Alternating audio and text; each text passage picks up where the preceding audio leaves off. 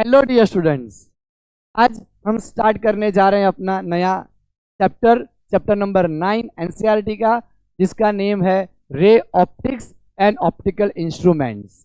आज के इस इंट्रोडक्शन लेक्चर में, जो कि हमारा लेक्चर नंबर 1 है, हम डिस्कस करने वाले हैं कि लाइट की प्रॉपर्टी क्या है।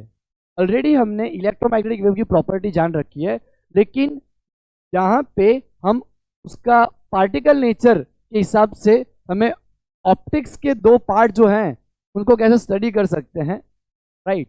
रे ऑप्टिक्स एंड वेव ऑप्टिक्स, उसके बारे में थोड़ी बेसिक इंफॉर्मेशन की हम बात करेंगे। उसके बाद हम मिरर्स की बात करेंगे, plane mirror and spherical mirror. हम लॉज ऑफ रिफ्लेक्शन की बात करेंगे और हम बात करेंगे कि मिरर कैसे बनाया जाता है और उसकी जो डेफिनेशन क्या क्या आती है मिरर में, जो इन्वॉल्व टर्म्स हैं जो हम लर्न करने वाले हैं, राइट। तो आइए शुरू करते हैं अपना आज का लेक्चर।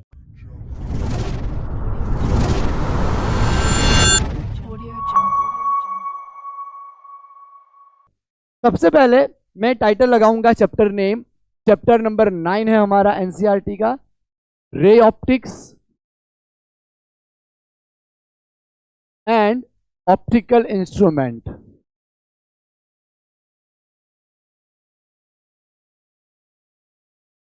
रे optics and optical instrument. Friend, सबसे पहले रे क्या है वो हमें पता होना चाहिए, राइट। तो हम यहाँ पे इलेक्ट्रोमैग्नेटिक जो वेव है, राइट, अगर इलेक्ट्रोमैग्नेटिक वेव हमारी ट्रैवल करेगी एक जगह से दूसरी जगह पे, तो जहां से स्टार्ट हो रहा है और जिस तरफ वेव हमारा ट्रैवल कर रहा है, इस तरह से एरो से रिप्रेजेंट करेंगे, राइट। जहां से हमारा वेव एमिनेट हुआ, उसने मोशन करी और अपनी एक डायरेक्शन निर्धारित करी, तो जिस डायरेक्शन में वो मोशन कर रहा है, राइट, तो अगर हम इस तरह से पॉइंट को कनेक्ट कर दें और एरो लगा दें जिस डायरेक्शन में वो मोशन कर रहा है, तो उसको हम बोल सकते हैं रे। और अगर ऐसी बहुत सारी रेज साथ में मिल जाए, राइट, ऐसी बहुत सारी रेज अगर साथ में हो तो हम उसको बीम बोल सकते हैं, लाइट बीम, राइट। तो बहुत सारी रे इकट्ठी होगी तो हम उसको बीम बोलेंगे, बंडल ऑफ रेज, राइट। अब फ्रेंड्स, ऑप्टिक्स का मीनिंग क्या है? तो optic is a branch in which we deal study of nature, right. हम नेचर का स्टडी करेंगे, production and propagation of wave ray, right. उसका प्रोपोगेशन कैसे होता है उसके हिसाब से हम यहाँ पे क्या करेंगे, we can form images, we can design so many optical instruments with the help of this study, right. तो इसमें जो ऑप्टिक्स है उसकी दो ब्रांचेज हैं। पहले मैंने आपको ऑप्टिक्स का मीनिंग बताया कि जो बेसिक लाइट जो है वो नेचुरल चीज है, तो उसकी प्रॉपर्टी जान के हम हमारे लिए वो कैसे यूजफुल हो सकती है, लाइट जो है वो हमारे लिए कैसे यूजफुल हो सकती है, हम ऐसे कैसे इंस्ट्रूमेंट्स बनाएं, डिवाइस बनाएं जो लाइट का यूज करके हमें वो फायदा दे सकता है, ऐसी चीजों की हम यहाँ पे डिस्कशन करेंगे, राइट। तो सबसे पहले मैं यहाँ पे लिखूंगा कि ऑप्टिक की ब्रांच कौन कौन सी है। Optic is divide in two category. First, that is ray optics, and second that is wave optics. ये वेव ऑप्टिक्स जो है फ्रेंड्स, वो हमारा पूरा चैप्टर है, चैप्टर नंबर 10 एनसीईआरटी का, राइट, वेव ऑप्टिक्स। लेकिन अभी हम डिस्कस करने वाले हैं रे ऑप्टिक्स। लेकिन दोनों में फर्क क्या है वो हम जान लेते हैं, ताकि हमारे दिमाग में अभी से माइंडसेट हम बना लें कि रे ऑप्टिक्स में हम कैसे कैसे टाइप की प्रॉपर्टीज लर्न करने वाले हैं और वेव ऑप्टिक्स में हम किस तरह से माइंडसेट करके पढ़ाई करने वाले हैं, राइट। तो सबसे पहले यहाँ पे रे ऑप्टिक्स जो है, it is concern with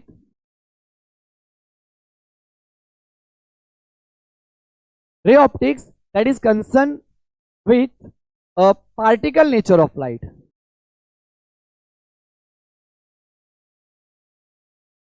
that is based on, friends, particle nature मान के चलेंगे, ये पूरा हमारा जियोमेट्रिकल ऑप्टिक्स भी कहलाएगा। It is also called geometrical optics,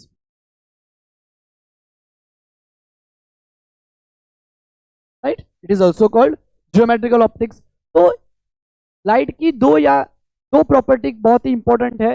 एक तो इट्स एनॉमस स्पीड, राइट, उसकी एनमस speed,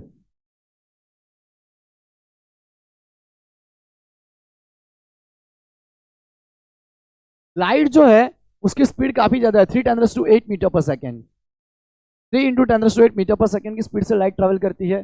second, it propagate in rectilinear motion, it propagate in rectilinear motion,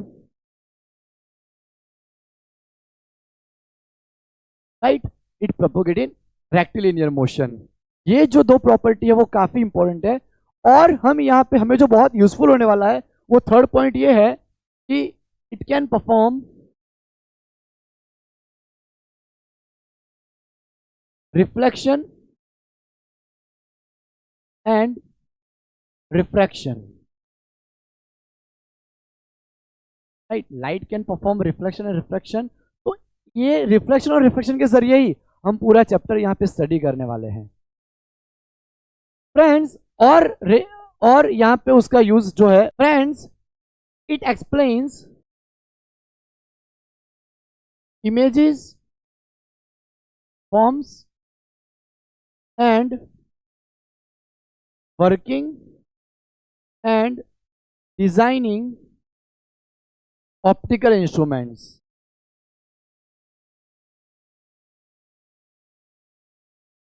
it explain images, forms, images किसके जरिए फॉर्म होगी, तो मिरर और लेंसेज के जरिए,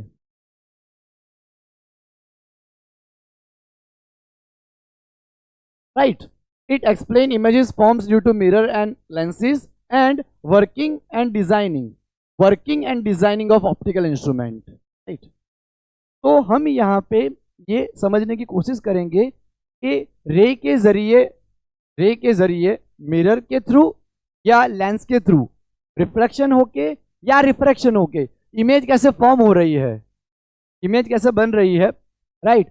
और वो जो इमेज बन रही है उसका हम यूज करके हम ऐसे यहाँ पे इंस्ट्रूमेंट डिजाइन कर सकते हैं जो हमें डे टू डे लाइफ में काफी यूजफुल हो सकते हैं। तो उसकी पूरी जानकारी हम यहाँ पे डिस्कस करेंगे, राइट। उसमें हमारे ऑप्टिकल इंस्ट्रूमेंट्स में दो काफी इंपॉर्टेंट, राइट, आप एक तो बायोलॉजी लैब में यूज करते हो माइक्रोस्कोप, और अगर हमें स्काई को स्टडी करना है, अगर आप मैथ देखने जा रहे हो, बर्ड वॉचिंग करने जा रहे हो, बाइनोक्यूलर्स यानी कि हमारा टेलीस्कोप। खैर हम यहाँ पे जो टेलीस्कोप स्टडी करेंगे उसके दो टाइप है, टेरेस्ट्रियल एंड सेलेस्टियल, राइट। तो हम यहाँ पे रिफ्रैक्टिंग और रिफ्लेक्टिंग टेलीस्कोप डिस्कस करने वाले हैं, राइट।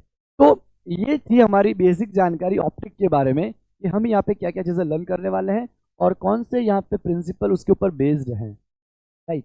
अब अगर हम वेव ऑप्टिक्स की बात करें तो it concern itself with wave nature of light,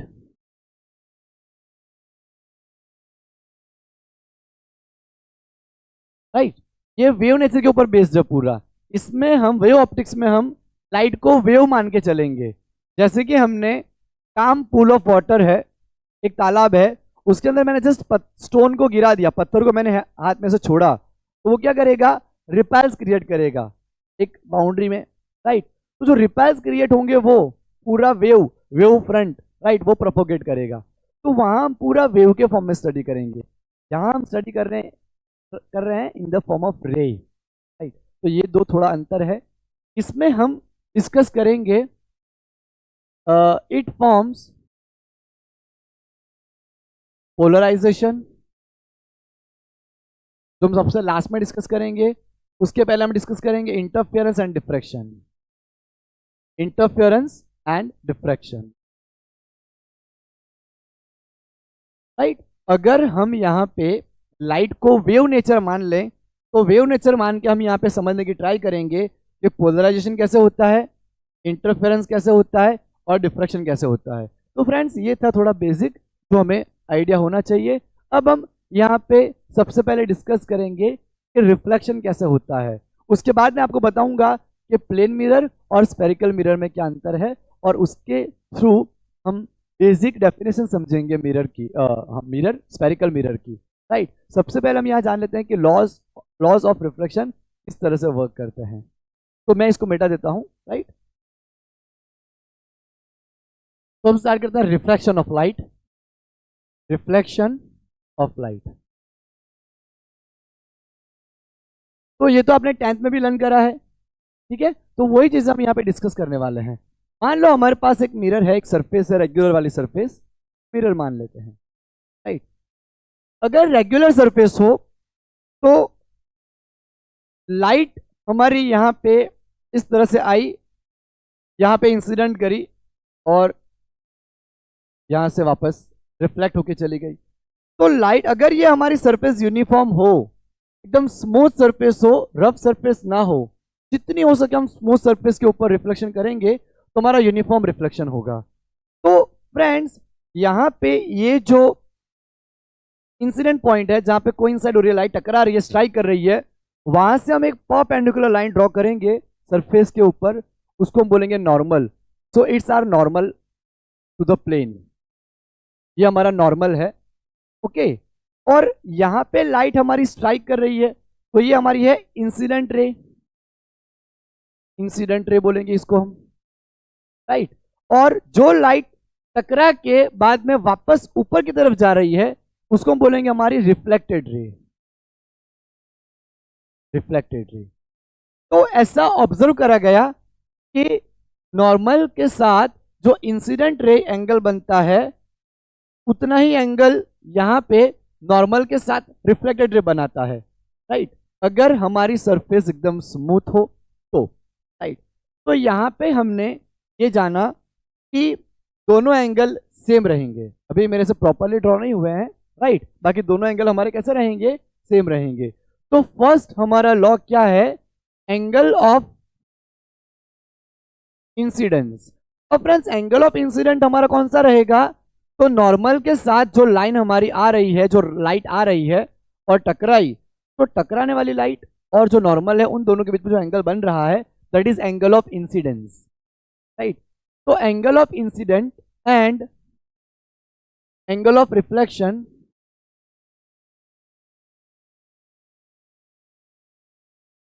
are same, right. इसका मतलब angle I is equal to angle R, ये दोनों सेम रहेंगे अगर हमारी सरफेस यूनिफॉर्म हुई। तो अगर नॉन यूनिफॉर्म सरफेस हुई तो क्या हो सकता है, मान लो हमारी सरफेस थोड़ी इस तरह से है, तो लाइट एकदम यहाँ पे किनारे पे टकराती है तो इस तरह से चली जाएगी। तो अब देखो, ना तो हम सीधे से नॉर्मल बना सकते हैं और पता ही नहीं चलेगा कि एंगल किस, इसका रिलेशन क्या है इनके बीच का, राइट, बिकॉज इरेगुलर सरफेस है। तो ये जो हमारी सरफेस है वो यूनिफॉर्म सरफेस होनी चाहिए, यानी कि रेगुलर सरफेस होनी चाहिए, स्मूथ सरफेस होनी चाहिए। रेगुलर का मीनिंग क्या, हमारी स्मूथ सरफेस होनी चाहिए, जैसे कि लाइट टकरा के प्रॉपरली रिफ्लेक्ट हो सके, ओके।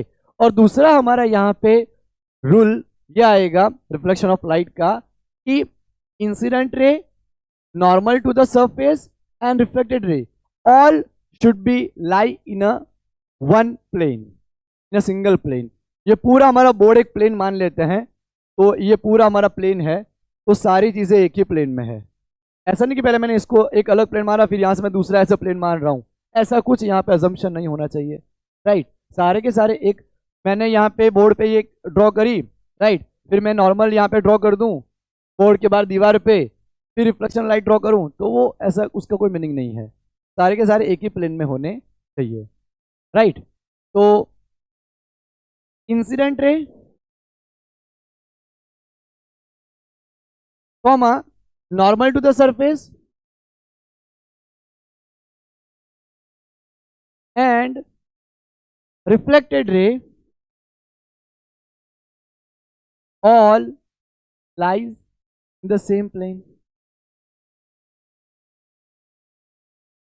तीनों एक ही प्लेन में रहेंगे, राइट। फ्रेंड्स, ये जो लॉ है दोनों रिफ्लेक्शन ऑफ लाइट के, that is equally preferable for plane mirror and spherical mirror.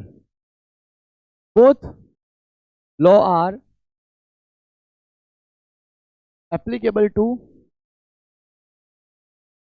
plane mirror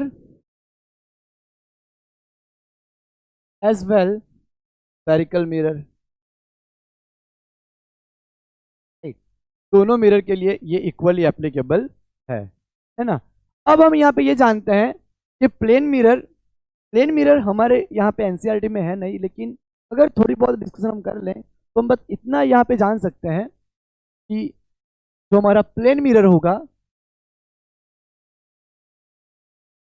friend सबसे पहले प्लेन मिरर जानने से पहले आपको मैं बता दूं कि मान लो यहाँ पे हमारी लाइट आ रही है तो ये हमारी रियल साइड है, रियल। अगर हमें इमेज इस तरफ मिलती है तो वो हमारी वर्चुअल साइड कहलाएगी, चाहे हमारा स्फेरिकल मिरर हो या प्लेन मिरर हो। आपको ध्यान रखना है कि ये जो स्पेस है वो रियल स्पेस है। यहाँ पे अगर इमेज मिलती है या रे आकर वापस मिलते हैं, इंटरसेक्ट करते हैं या कुछ भी, अगर मिनिमम 2 रेज इंटरसेक्ट करते हैं तो हमें इमेज मिलेगी, तो ये हमारी रियल स्पेस कहलाएगी। ये रियल स्पेस है और ये वर्चुअल स्पेस है।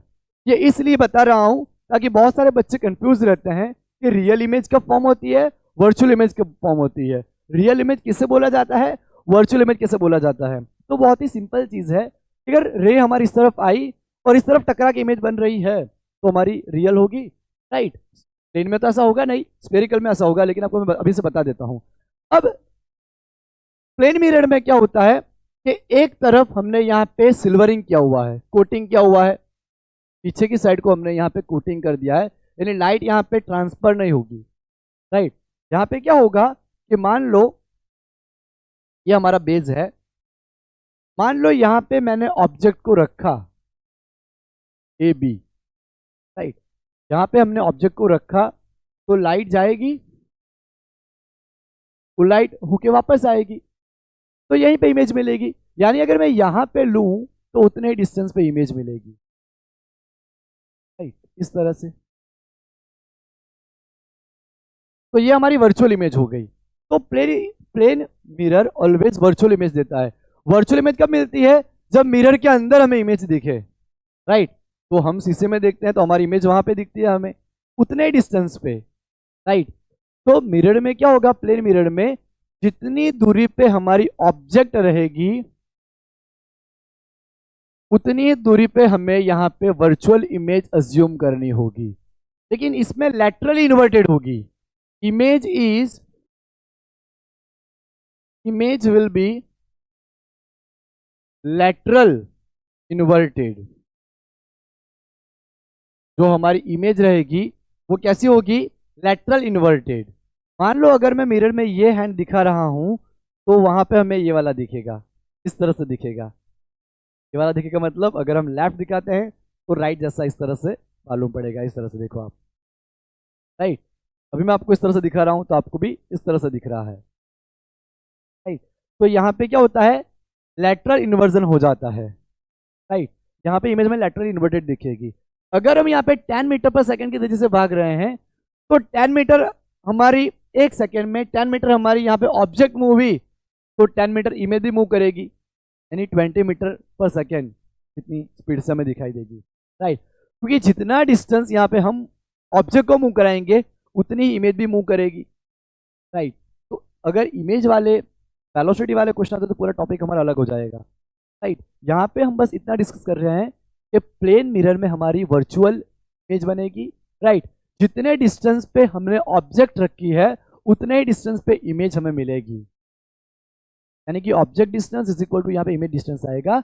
आगे जाके हम मैग्निफिकेशन भी डिस्कस करने वाले हैं, तो मैग्निफिकेशन का फॉर्मूला आएगा v/u, राइट, -v/u स्फेरिकल यहाँ पे मिरर के लिए। तो यहाँ पे प्लेन मिरर है, स्फीयर नहीं है, प्लेन मिरर है, तो जितने डिस्टेंस पे ऑब्जेक्ट उतने डिस्टेंस पे इमेज, राइट। जितनी हाइट ऑब्जेक्ट की उतनी सेम हाइट इमेज की मिलेगी, तो यहाँ पे मैग्निफिकेशन 1 आएगा, और ऊपर ही मिल रही है तो +1। ये सब हम जानेंगे साइन कन्वेंशन में, राइट। लेकिन अभी आपको ये ध्यान रखना है कि प्लेन मिरर का मैग्निफिकेशन 1 आता है, राइट। यानी जितनी साइज की ऑब्जेक्ट होगी, मैं लिख देता हूं, object size that is equal to image size. जितनी साइज हमारी ऑब्जेक्ट की रहेगी उतनी साइज यहाँ पे हमारी इमेज की रहेगी, राइट। अब फ्रेंड्स हम आगे बढ़ते हैं, ये थोड़ा इजीली मिट नहीं रहा, मैं इसको मिटा देता हूं और फिर हम यहाँ पे डिस्कस करेंगे अब स्फेरिकल मिरर। यहाँ पे हम डिस्कस करने वाले हैं स्फेरिकल मिरर्स, स्फेरिकल मिरर। तो यहाँ पे दो टाइप के हमारे स्पेरिकल मिरर होंगे। पहला हम यहाँ डिस्कस करेंगे कॉनकेव मिरर, और दूसरा डिस्कस करेंगे convex mirror. Friends, concave mirror क्या होता है, तो यहाँ पे जब केव फॉर्म होती है, इस तरह से हमारी केव फॉर्म हो रही है। ओके, केव मतलब गुफा जैसा, राइट, गुफा ही होता है, पर यहाँ पे गुफा जैसा बन रहा है पूरा केव। ओके, और अगर उसकी हम बल्ज सरफेस को सिल्वर कर दें, राइट, यहां से हम सिल्वरिंग कर दें उसको, कोटिंग कर दें उसका, राइट, तो अब हमारी रिफ्लेक्टिंग सरफेस कौन सी बची, अंदर वाली, ये सरफेस अब बचा है हमारी रिफ्लेक्टिंग सरफेस। यहां पे हमारी ये रिफ्लेक्टिंग सरफेस बची है ना। तो अब हमारा रे आएगा और यहां पे क्या करेगा, रिफ्लेक्ट करेगा यहां से, इस तरह से, मान लो यहां पे गया। तो अभी हमने पढ़ा कि angle of incident and angle of reflection are same, तो यहाँ पे एक नॉर्मल होना चाहिए। और फ्रेंड्स, अभी हम यहाँ डिस्कस करने वाले सेंटर ऑफ कर्वेचर, तो यहाँ जो नॉर्मल होगा वो सेंटर ऑफ कर्वेचर में से पास होना चाहिए, राइट। हमें यहाँ पे स्फेरिकल मिरर के साथ इस तरह से नॉर्मल बनाना है जो कि सेंटर ऑफ कर्वेचर से पास करे, because centre of curvature always इस तरह से होगा कि फोकस और पोल के बीच में हाफ डिस्टेंस पे हो। अभी हम डिस्कस करेंगे कि पोल किसे बोलते हैं, फोकस किसे बोलते हैं, सेंटर ऑफ कर्वेचर। अभी मैं आपको सिर्फ इतना बता रहा हूं कि बल्ज सरफेस को अगर हम, जो पुली हुई सरफेस है, ये मेरी कैप है, राइट, तो इसका जो ये बल्ज सरफेस है उसके ऊपर हम कोटिंग कर दें तो क्या हो जाएगा, उसके ऊपर हम कोटिंग कर दें तो ये हमारा बन जाएगा कॉनकेव मिरर, राइट। अगर हम बाहर की तरफ पॉलिश कर दें, ओके, सिल्वर मतलब पॉलिश करना है हमें, राइट, बाहर की तरफ उसको पॉलिश कर दें, राइट, और अंदर की सरफेस रिफ्लेक्टिंग, तो उसको हम बोलते हैं कॉनकेव मिरर। समझ आया फ्रेंड्स। कॉन्वेक्स मिरर की हम बात करते हैं। तो अगर मैं अंदर की सरफेस को सिल्वर्ड कर देता हूं, राइट, इनसाइड सरफेस सिल्वर्ड यानी कि पॉलिश, राइट, हम ये वाली सरफेस को पॉलिश कर देते हैं, और जो बल्ज सरफेस है, बल्ज जो फुली हुई सरफेस है, उसको हम कैसा रखेंगे, रिफ्लेक्टिंग, राइट। अगर वो सरफेस हम रिफ्लेक्टिंग रखते हैं तो यहां से आके रे टकरा के वापस इस तरफ मूव करेगा, तो यहां पे एक नॉर्मल होना चाहिए इस तरह से, जो कि सेंटर ऑफ कर्वेचर से पास हो रहा हो, राइट। तो इस तरह से हमारे दोनों angle of incident, angle of reflection दोनों सेम आएंगे। तो ये मैंने रे इसलिए बताए हैं ताकि आपको बता सकूं कि यहाँ पे बल्ज सरफेस जो है वो वाली सरफेस हमारी रिफ्लेक्टिंग सरफेस है, ये वाली रिफ्लेक्टिंग सरफेस, राइट। और यहाँ पे अंदर की जो सरफेस है वहां पे आके रे टकराएगी, इसमें बाहर वाली सरफेस पे रे आके टकराएगी, इसमें रे हमारी वापस अंदर की तरफ आ रही है, तो इसको हम बोलेंगे कन्वर्जिंग रे और कन्वर्जिंग मिरर। ये हमारी रे वापस दूर जा रही है, उसको हम बोलेंगे डाइवर्जिंग, राइट। तो ये था हमारा कॉनकेव मिरर के बारे में और कॉन्वेक्स मिरर के बारे में। अब फ्रेंड्स, हम यहाँ पे थोड़ा ये कॉन्वेक्स मिटा देते हैं, और इसको हम मिटा के मैं आपको बताता हूँ कि किस तरह से हमारा ये मिरर बनाया जाता है। यहाँ पे एक स्फेरिकल शेल होता है, स्फेरिकल शेल, उसका एकदम छोटा सा पार्ट कट किया जाता है। मान लो हमारे पास ये पूरा एक स्फेरिकल शेल है, इस तरह से ये पूरा एक स्फेरिकल शेल है।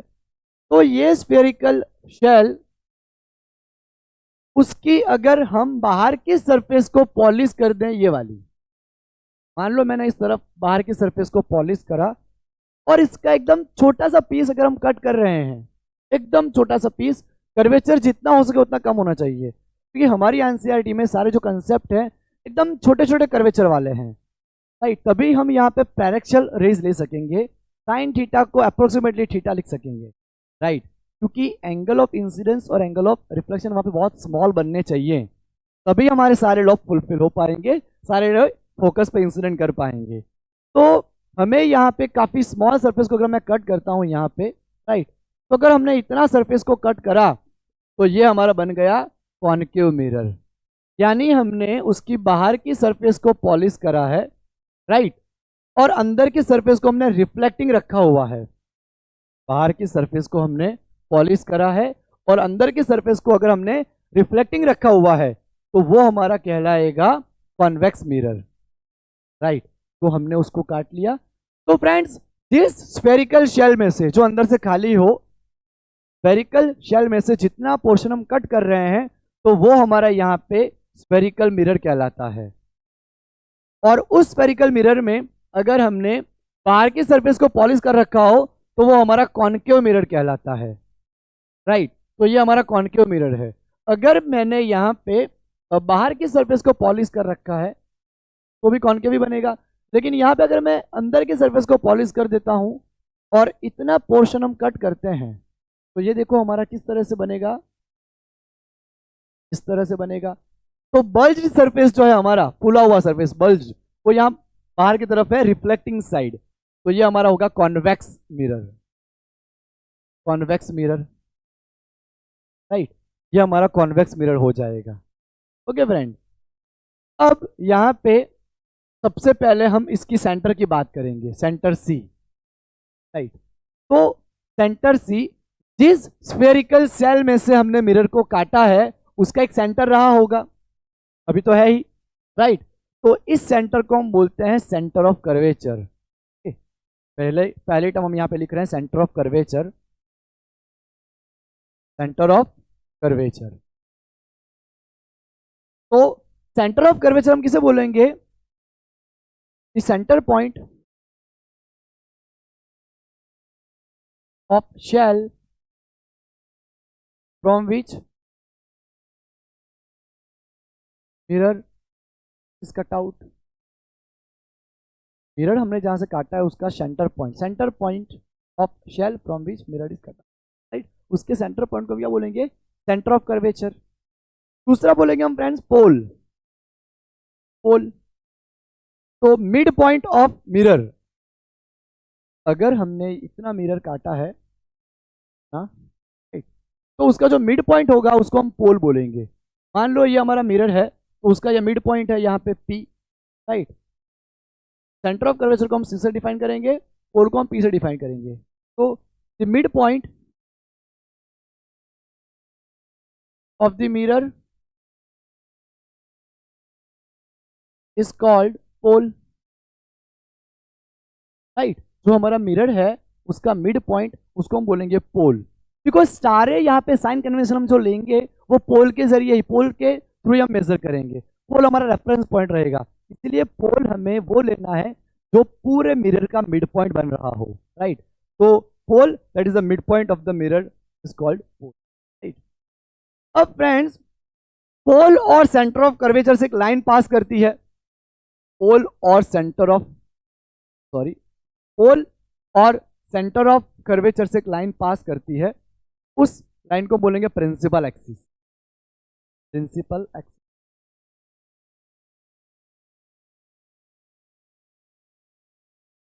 The line passing from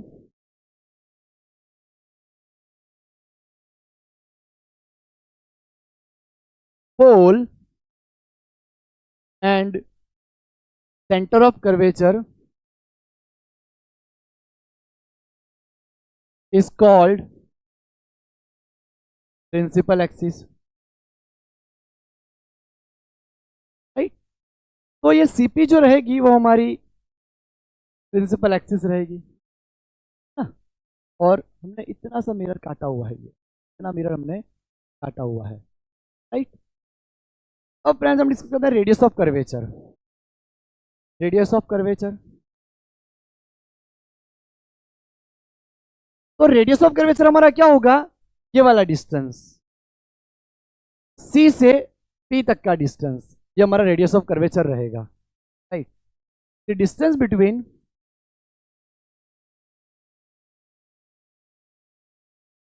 pole and center of curvature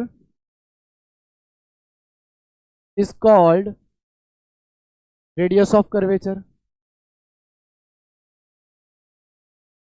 जहां हमारे पोल और सेंटर ऑफ कर्वेचर के जो बीच का डिस्टेंस होगा उसको यहां पे हम रेडियस ऑफ कर्वेचर बोलेंगे, रेडियस ऑफ कर्वेचर, राइट। तो वो हमारा रेडियस ऑफ कर्वेचर है यहां पे। आगे 5th पॉइंट, सबसे पहले अब हम यहाँ पे डिस्कस कर लेते हैं कि पैराक्सियल रेज किसे बोलते हैं, राइट। बिकॉज उसके जरिए फिर हम फोकस समझाएंगे और फोकस के बाद focal length, right, focal point, उसके बाद हम अपर्चर पे आते हैं। तो पैराक्सियल रेज मैं यहाँ पे लिखूंगा पैराक्सियल रेज।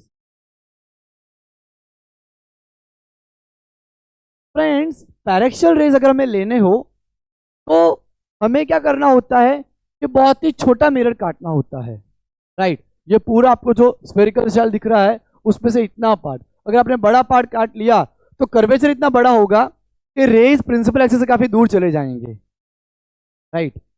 पैराक्सियल रेज हमारे वो रेज होते हैं जो प्रिंसिपल एक्सिस से काफी नजदीक हो, राइट, प्रिंसिपल एक्सिस के काफी नजदीक हो, है ना। तो वो रेज को हम क्या बोलेंगे यहाँ पे, paraxial rays. The parallel rays very close to principal axis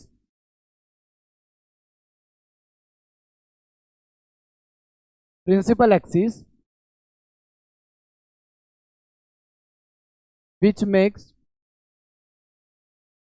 very small angle, right? Paraxial rays very close to principal axis which makes very small angle, those rays are called paraxial rays, those rays are called paraxial rays। उन rays को हम क्या बोलेंगे, paraxial rays बोलेंगे, right. Those rays are called paraxial rays. यानी कि यहाँ पे जो पैरेलल आ रहे होंगे, थोड़े क्लोज होंगे और पैरेलल आ रहे होंगे, ये सारे हमारे पैराक्सियल रेज बोलेंगे, राइट। अगर हमारा मिरर बड़ा बड़ा हो, यहाँ तक काटा हो, तो फिर यहाँ आगे आएंगे तो फिर इस तरफ कोलाइड करेंगे, राइट। ऐसा थोड़ी आएंगे एफ पे, राइट। इसीलिए पैराक्सियल रेज उन्हीं को बोला जाता है जो काफी क्लोज हो, राइट, प्रिंसिपल एक्सिस के। अब हम डायग्राम बड़ा बनाएंगे तो हम थोड़ा दूर ड्रॉ करेंगे, इसका मतलब ऐसा नहीं कि प्रिंसिपल एक्सिस से काफी दूर है, हमने एकदम छोटा सा पार्ट काटा हुआ है, राइट, इसलिए एकदम नजदीक नजदीक ही रहेंगे, लेकिन हम जब ड्रॉ करेंगे डायग्राम तो उनको थोड़ा दूर दिखाया जाएगा, तो वो हमारे पैराक्सियल रेज है। अब हम यहाँ लिखते हैं फोकस पॉइंट, राइट, फोकस, आप उसको प्रिंसिपल फोकस भी बोल सकते हो, एफ। जितने भी हमारे पैरेलल रेज आएंगे वो सारे फोकस करेंगे, किसी पर्टिकुलर पॉइंट पे मीट करेंगे, तो जो पर्टिकुलर पॉइंट हमारा है वही हमारा फोकस कहलाएगा, तो यहां पे एफ कहलाएगा। व्हेन ऑल पैराक्सियल रेज, यानी कि parallel close rays to principal axis are intersect और incident at a particular point which is called focus point F। जितने भी रेज हमारे यहाँ पे इकट्ठे हो रहे हैं उनको हम बोलेंगे फोकस, राइट, फोकस पॉइंट। अब हम यहाँ डिस्कस करते हैं focal length. Focal length,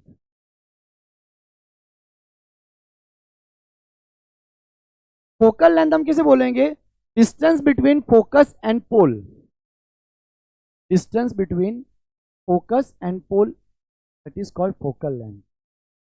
focus और पोल के बीच का जो डिस्टेंस होगा उसको हम फोकल लेंथ बोलेंगे। डिस्टेंस बिटवीन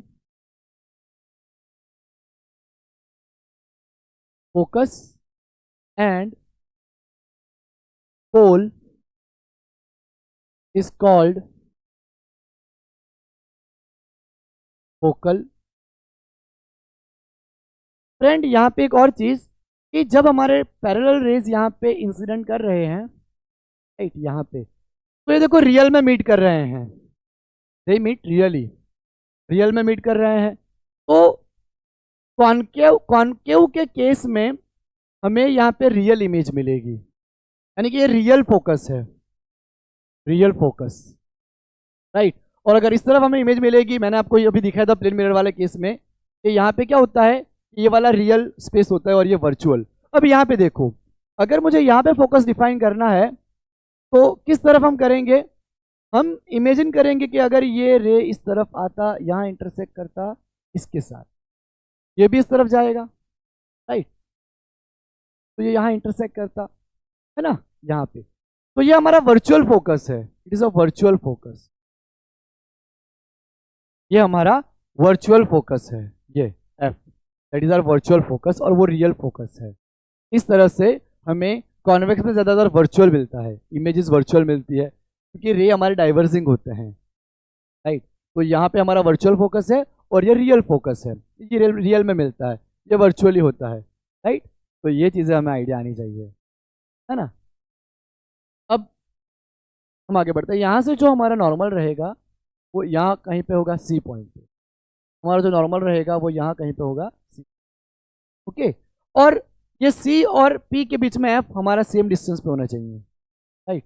अगर हम प्रॉपरली मेजर करके स्केल से डायग्राम बनाएंगे तो ये दोनों डिस्टेंस हमारे सेम आने चाहिए, क्योंकि हमारा रिलेशन आता है R/2 is equal to F, R is equal to 2f, इसीलिए। अब फ्रेंड्स हमने फोकस जान लिया, फोकल लेंथ के बारे में जान लिया।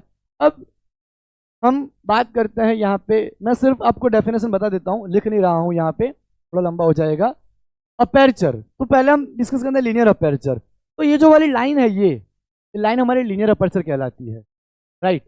हमने जो यहाँ पे मिरर काटा है उसकी जो ये डायमेट्रिक लाइन है, पूरी डायमीटर कवर करती है, वो हमारा लीनियर अपेरचर कहलाएगा, लीनियर अपेरचर।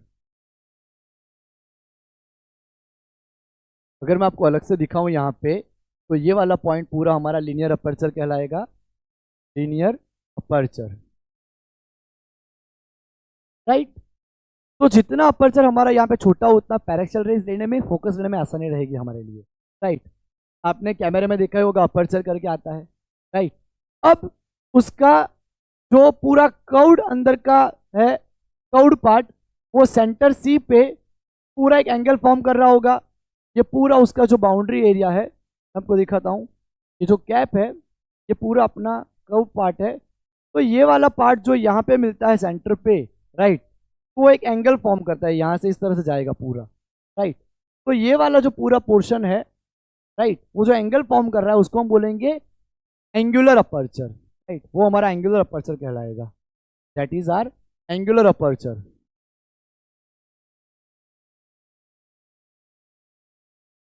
ये जो हमारा पूरा कर्व्ड पार्ट होगा, बाउल हम ले ले, बाउल में, तो ये हमारा लीनियर अपर्चर, और ये जो पूरा ये कर्व्ड पार्ट है वो यहाँ पे इस तरफ एक एंगल फॉर्म कर रहा होगा, राइट। तो उसको हम पूरा क्या बोलेंगे, कर्व्ड अपर्चर बोलेंगे। तो ये थी हमारी सारी टर्मिनोलॉजी जो हमें काफ़ी हेल्पफुल रहने वाली है पूरा चैप्टर लर्न करते वक्त। ये बेसिक आपको अच्छे से आना चाहिए ना फ्रेंड्स।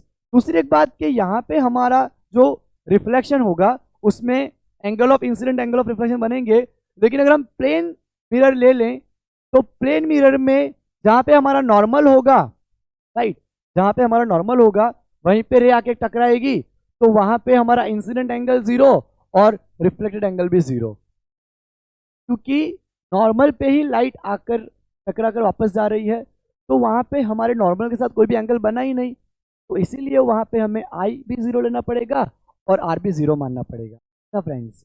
अब मैं इसको मिटा देता हूँ और हम करते हैं साइन कन्वेंशन। साइन कन्वेंशन कैसे लिए जाते हैं रे ऑप्टिक्स में, कि जितने अच्छे से आपको साइन कन्वेंशन आ रहे होंगे उतना आपके लिए ये चैप्टर काफ़ी आसान हो जाएगा, ठीक। Sign convention,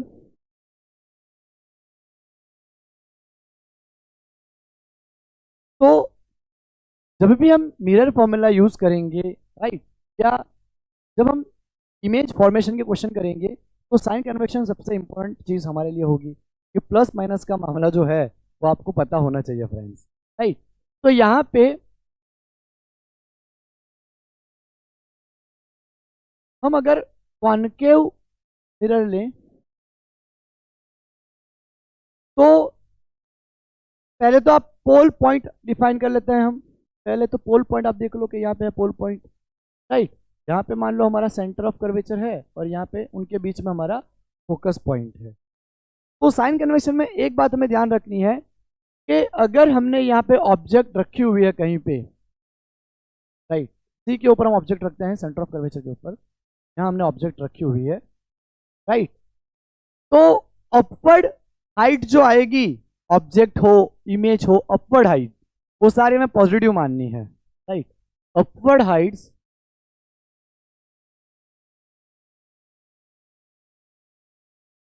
are taken positive. जितनी भी हमारी हाइट अपवर्ड्स होगी वो सारी हम पॉजिटिव कंसीडर करेंगे यहाँ पे, राइट। जितनी भी हाइट हमारी अपवर्ड होगी वो पॉजिटिव कंसीडर करेंगे। उसके बाद हम बात करते हैं डाउनवर्ड हाइट्स की। थोड़ा दूर दिखा रहा हूँ यहाँ पे, सी पे रखे तो सी पे ही मिलती है इमेज, लेकिन ये ऐसा नहीं है, सिर्फ मैं आरो करके बता रहा हूँ आपको कि जब भी हमारी इमेज यहाँ पे डाउनवर्ड मिलेगी, राइट, पोल और सी में से पास होने वाली लाइन यानी प्रिंसिपल एक्सिस के अगर डाउनवर्ड मिलेगी तो उसको हम बोलेंगे नेगेटिव हाइट्स। और डाउनवर्ड हाइट्स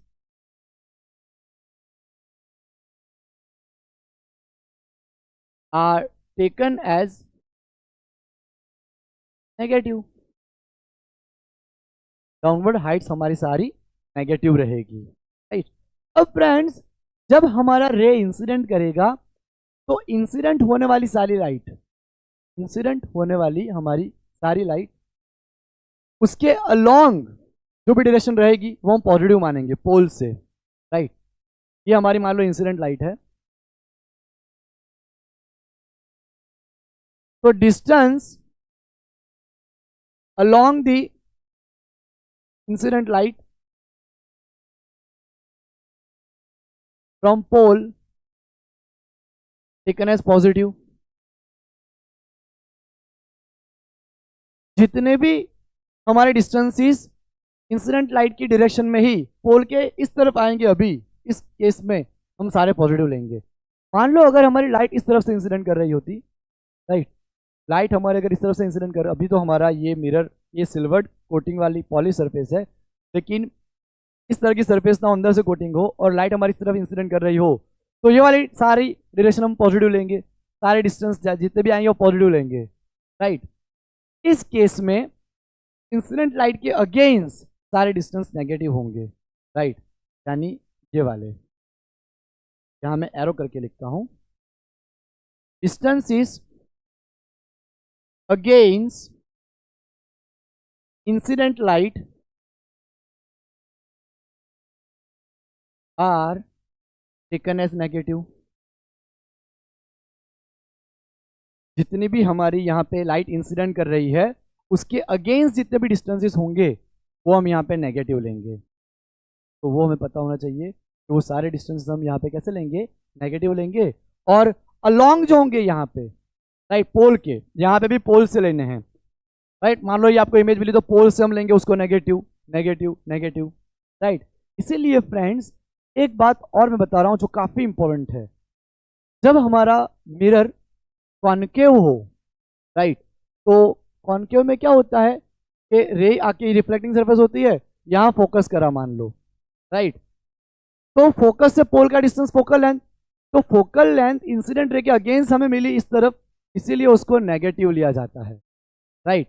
तो कॉनकेव मिरर के केस में फोकल लेंथ ऑलवेज नेगेटिव इसीलिए होती है ताकि वो इंसिडेंट रे के अगेंस्ट मिलती है, राइट। और वैसे ही अगर हम बात कर लें कॉन्वेक्स मिरर की, तो उसमें तो रे हमारा डाइवर्स हो जाता है, राइट। तो यहां पे हमें देखो अलोंग मिली, जिस डायरेक्शन में लाइट जा रही थी उसी तरफ मिली, तो वो फोकल लेंथ हमारी पॉजिटिव आएगी। इसीलिए कॉन्वेक्स मिरर के केस में या कॉन्वेक्स लेंस के केस में फोकल लेंथ ऑलवेज पॉजिटिव रहेगी, रेडियस ऑफ कर्वेचर भी ऑलवेज पॉजिटिव रहेगी, राइट। और कॉन्केव मिरर या कॉन्केव लेंस के केस में फोकल लेंथ ऑलवेज नेगेटिव रहेगी। तो ये बेसिक आपको आइडिया होना चाहिए, और ये हमने यहाँ पे डिस्कस करा साइन कन्वेक्शन पूरा, जो आपको पता चल गया है ना फ्रेंड्स। तो आज के लेक्चर में बस हम इतना ही रखते हैं। आने वाला लेक्चर जो हमारा होगा, पहले हम वहाँ पे डिराइव करेंगे relation between focal length and radius of curvature, right. अगर हम छोटा सा मिरर काटें तो उसके लिए हम वो रिलेशन ला सकते हैं r/2, और उसी लेक्चर में हम मिरर इक्वेशन भी डिराइव करेंगे और नीट जेईई में पूछे गए क्वेश्चन करेंगे, और फिर हम आगे बढ़ेंगे। तो आप करिए बहुत ही अच्छे से प्रिपरेशन, अपना माइंडसेट रखिए एकदम पॉजिटिव, और मिलते हैं नेक्स्ट लेक्चर। Bye everyone.